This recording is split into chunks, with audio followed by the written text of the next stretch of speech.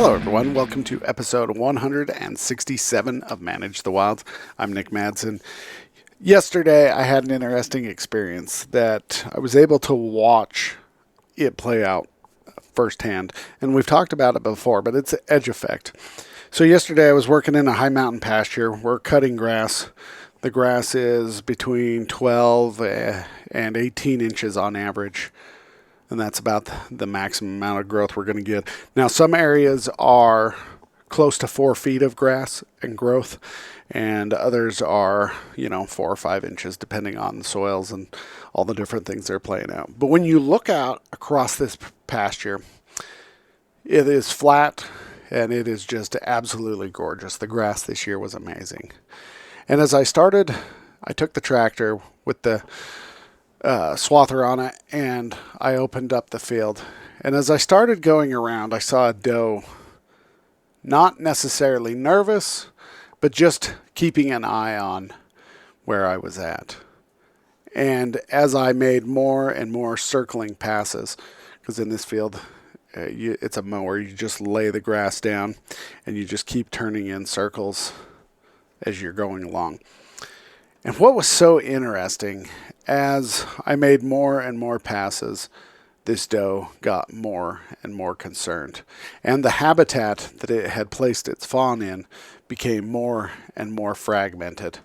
So the doe, at one point, when I've made enough passes, she took off and left the area that I was working and that she had been standing in, crossed over the open area that I had just mowed, and went into another section that I hadn't got to yet. And so I had created this edge effect where now she was vulnerable. She was open to predators. Predators could work both sides. And there was a bunch of predation going on because I had crows, I had ravens, I had seagulls, I had hawks. I had all these different birds that were coming in and feeding on. There was a bunch of snakes that were moving through, rattlesnakes, water snakes, there was voles, there was field mice, we had ground squirrels, and there was just a whole bunch of activity going on. But now I had created this large edge effect, so coyotes can now move freely on both sides, monitoring and sniffing out and searching for prey. So I had created a large edge, and I had fragmented the habitat. At one point, I thought I was being attacked by the largest jackrabbit I have ever seen in my life, because the grass is fairly tall, and all I could see were these ears bouncing right at me. And it was the weirdest thing. I couldn't figure out why I'm on a tractor. This thing was coming at me. And actually, it ended up being a little fawn, little spotted fawn. And it came within 10 yards of me, saw what I was. I don't know why it ran towards me, and immediately took off running away from me. And it ran as fast as it possibly could until it hit that edge. And it came to a dead stop. And then it kind of just froze. And then it immediately sat down. And so I had my eye on it for quite a while as I would go around. And as I was making its habitat smaller and smaller, you could see more and more negative effects. Because now the fawn was no longer calm because I had created and fragmented the habitat that it was in. And the mother was on edge. She started running around as the habitat and the section that it was in got smaller and smaller. Eventually, it had to run through that open area, that edge that I had created, into another one. And as soon as it crossed over, it raced over into the other one. The doe came along with it, and they took off running until they were in another section that I hadn't cut. And immediately it laid right down. I could see where it was standing, and then it laid down, and I could no longer see it. And the doe immediately took off running, and all of a sudden everything became calm again. And so it was so interesting to see this play out firsthand, something that I had not witnessed before.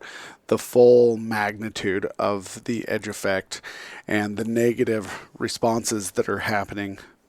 And this plays out every year. every farmer who's going through this plays out. Whether it's corn, alfalfa, grain, it doesn't matter. They have these areas that these animals go in, and they hide in agriculture. And then as soon as they're harvested, they're pushed out, they're displaced, and they've got to find other places to go. One of the interesting things is that where I live in October and September, they start cutting corn. And what's interesting is the amount of deer that I would pick up during corn chopping season was so much more than the rest of the year, because as soon as that corn starts getting fairly tall in the end of July, 1st of August, they start hiding in it, they start bedding in it, and now that becomes their safe place, because the farmer is constantly watering, and so there's constant water, and there's food resources that they're able to find within and around these areas of cornfields, and then immediately it gets cut, and they just have nowhere to go, and they have to hurry and go and find some safe places, and oftentimes that forces them to cross roads. And the challenge with that is roads are predatory, and they kill a lot of things. And so the edge effect for me was just amazing to watch it play out, because we always talk about how these edge effects and how they're so important for predators and how they're detrimental to these prey species. And watching this doe and her fawn work around and try to figure out what to do, it was interesting. So there ended up being multiple does, multiple fawns in this field. I ended up kicking them out into different directions. And it was so just interesting to see how each of the does, based upon their previous experiences, would do things. The one doe that I was around the longest, she let her fawn stay there the longest. She went up into another area. And the other doe, as soon as I had one negative interaction, she grabbed her fawn and they were gone. They went to the river, they crossed the river. Now, it's not a deep river, it's more like a stream at this point. We're close to the headwaters. And they crossed that fairly safely, got onto the other side, and the fawn immediately laid down in tall cover, and the doe moved off. And so it just made me wonder if there was some inexperience with the doe that I was around the most amount of time. I don't know, but it was a very interesting and fun experience just to see how this played out, and it helped me understand the amount of problems or challenges that we create every time we harvest our crops, and the pressure that is put on these mule deer. All right, you guys, have a great day. Stay wild.